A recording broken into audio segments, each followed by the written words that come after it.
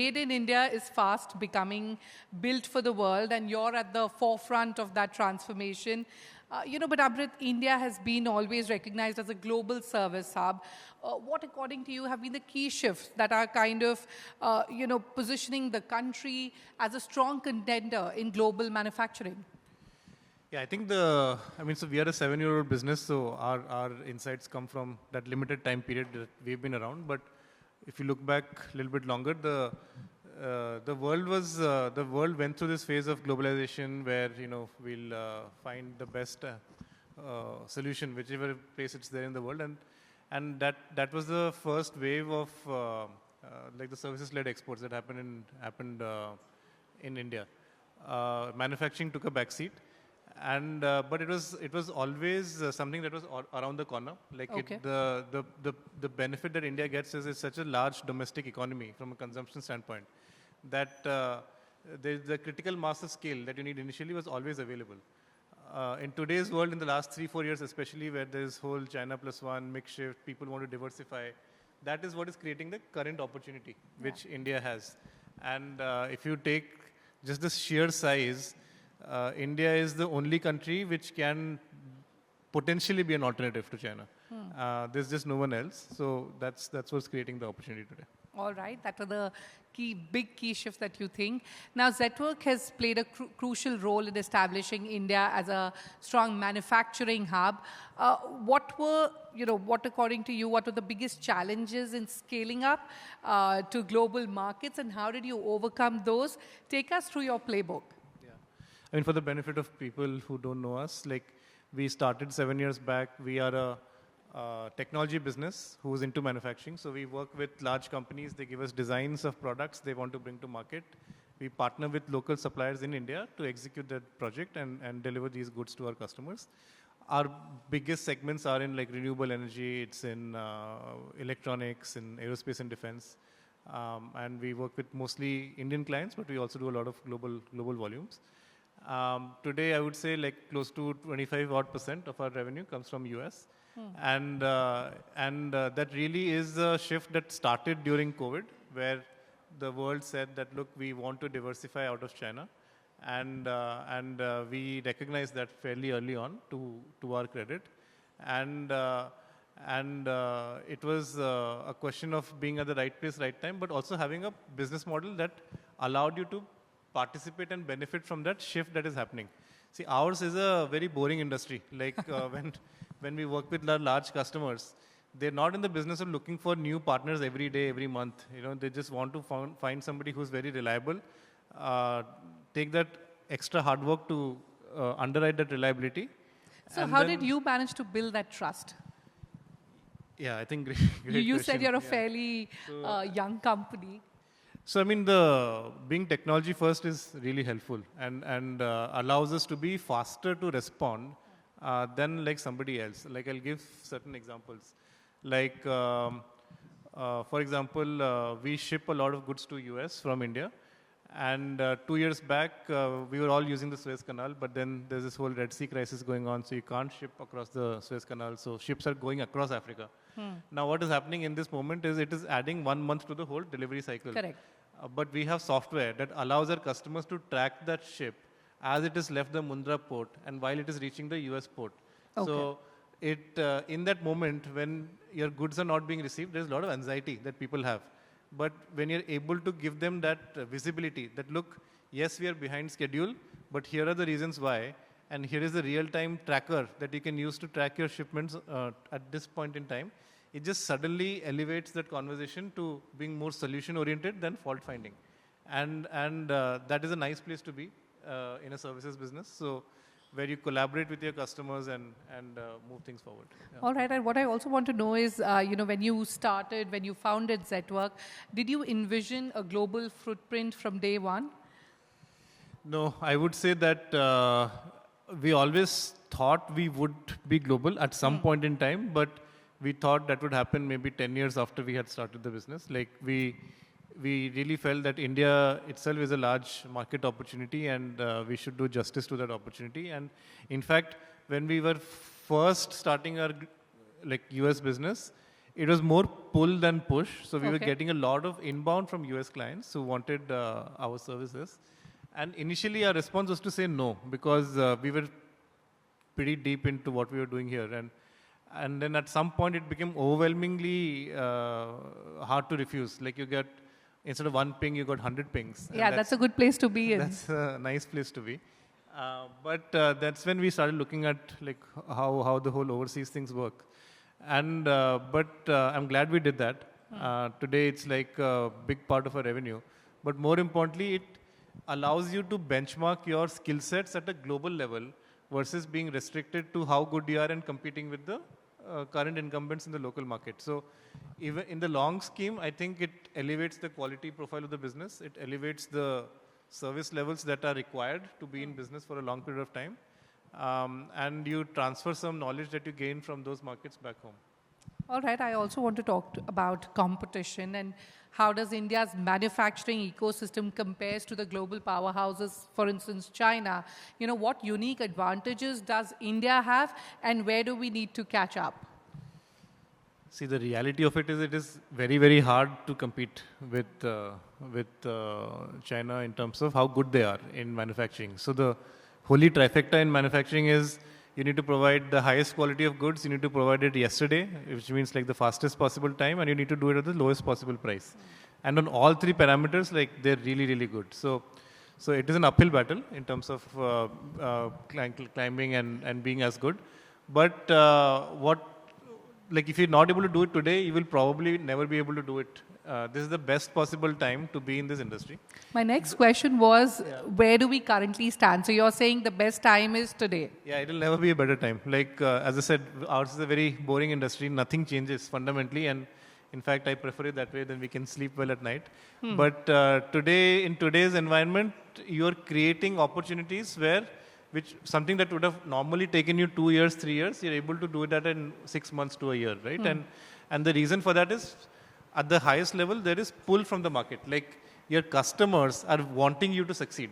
Like if you talk to our global customers, they want us to do well because they want us. If we do well, then that means they've created an alternative. Yeah. And so it is really ours to lose in that stand. And I think what benefits that we can have compared to other economies is just being fast, being responsive, using a lot of software, using a lot of technology. Technology levels the playing field for any company, right? Of course.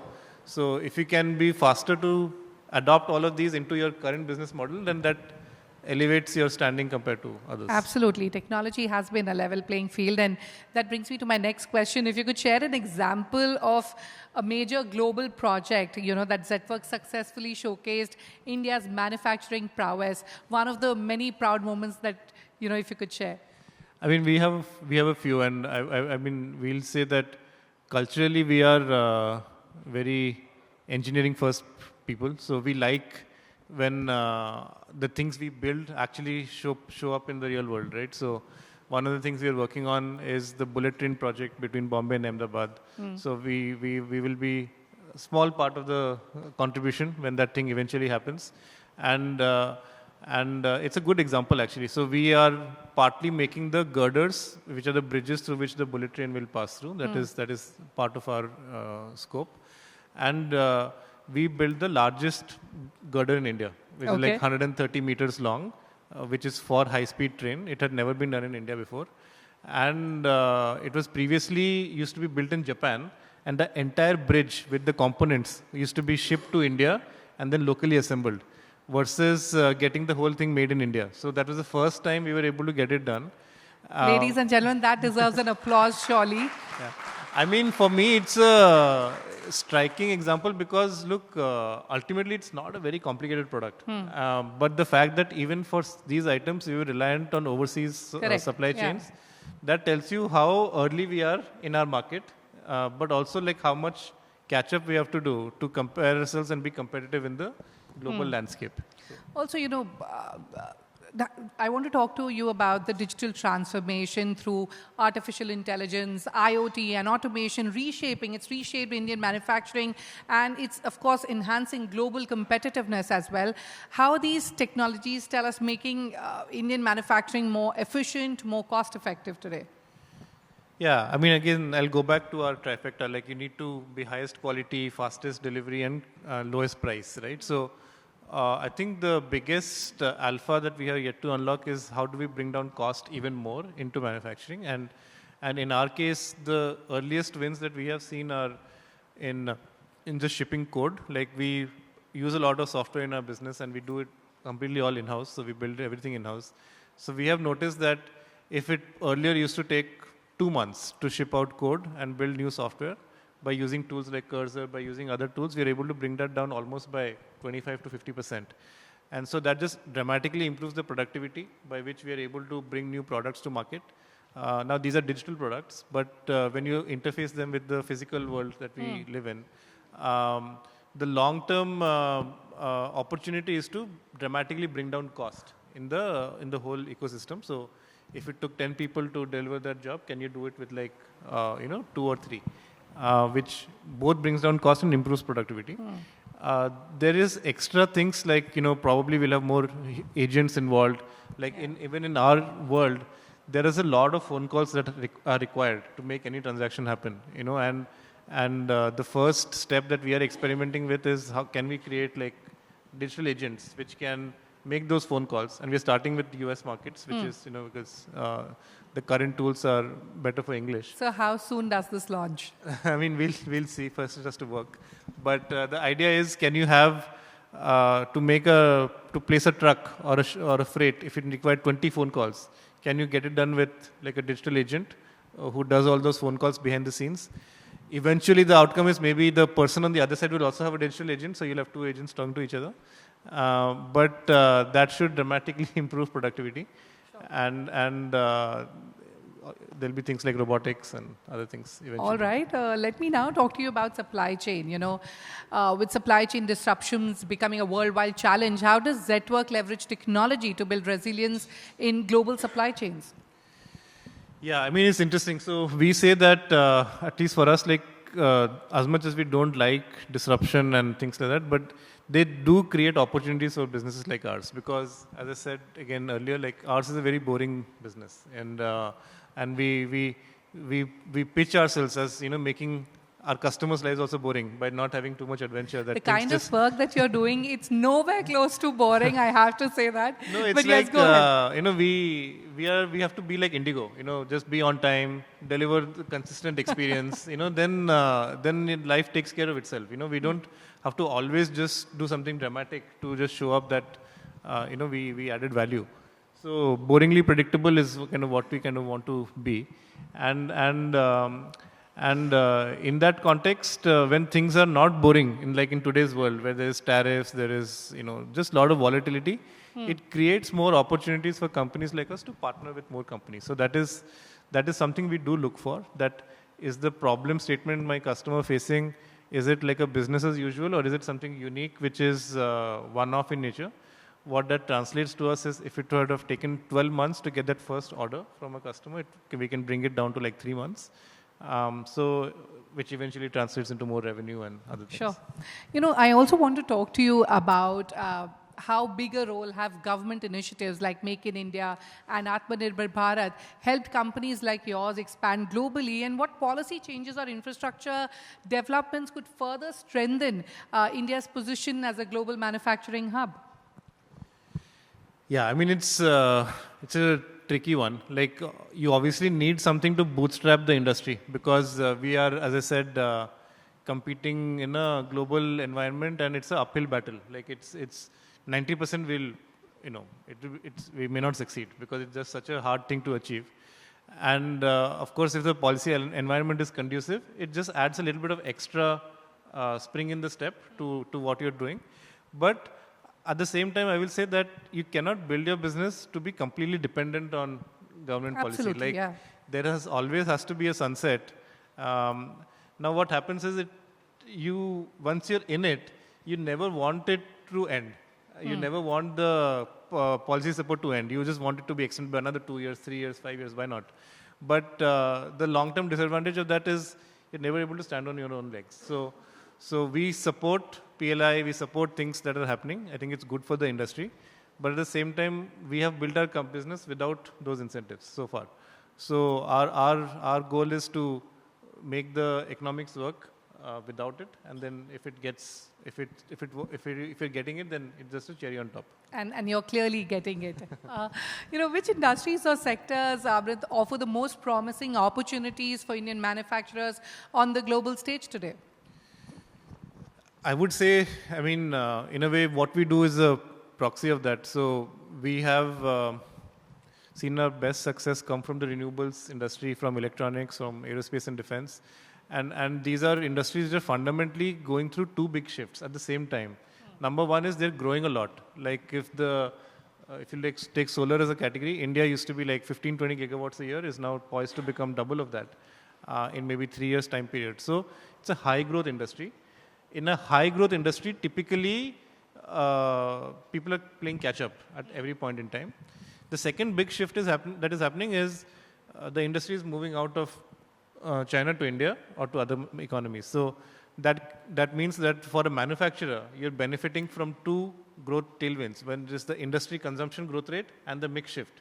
So if the industry is growing at 20%, you can grow at 50% because you're benefiting from two big trends. And these three industries are going through that. So we are having a lot of make in India, import substitution, make in India for global markets. And I would say these are industries which are in the forefront of them. And we are also benefiting in the sense that we are not competing with a very strong incumbent in most situations. Yeah. So you're saying you do not have competition, or what is your view on competition today? I mean, we of course have competition. We have a lot of competition in our industry, but in today's environment where the industry is growing double digits, it's not a question of who has more market share or not. It is just a question of can you, it's actually a nice time in the industry where everybody is somewhat collaborating, where people want the industry to succeed, and then there'll be some person who succeeds more than the other. But in today's world, because the opportunity set is so large, it's a big pie. Yeah. Yeah. So it's not a zero-sum game at all. Maybe in 5 years it may become like that, but at least for the timing, it's just I think just do well for the. All right.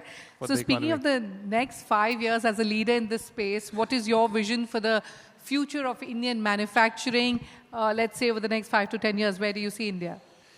Yeah, I think number one is the most visible goal is how can we become like $1 trillion economy in this manufacturing, and whether that is 15% of GDP or 20% of GDP, I think it's second order. But as an absolute value, can it touch that $1 trillion, which is not that far away, and then it becomes a question of okay, can we make it from 15% of GDP to 25-30% of GDP, and I would say the fundamentals are there.